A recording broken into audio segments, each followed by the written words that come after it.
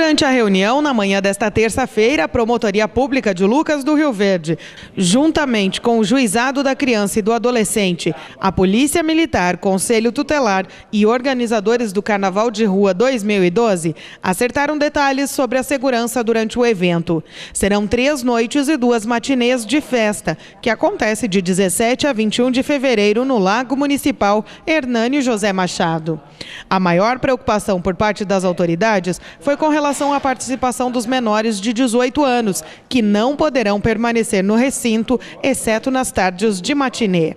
A prerrogativa vale também para as concentrações de blocos em locais privados, onde o objetivo será também coibir ao máximo o fornecimento de bebidas alcoólicas e a exposição de menores em situação de risco.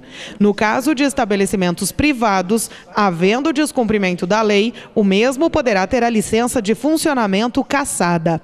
A festa acontece nas noites de sexta-feira, sábado e segunda, a partir das 10h30 da noite. No domingo e na terça-feira serão realizadas as matinês, das 5 horas da tarde às 7h30 da noite.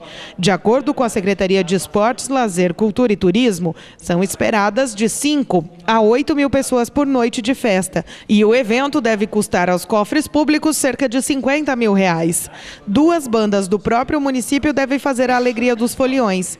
No local do evento também será montada uma praça de alimentação, e para garantir a segurança da população, foram contratados pelos organizadores 50 seguranças particulares, além da presença do efetivo da Polícia Militar.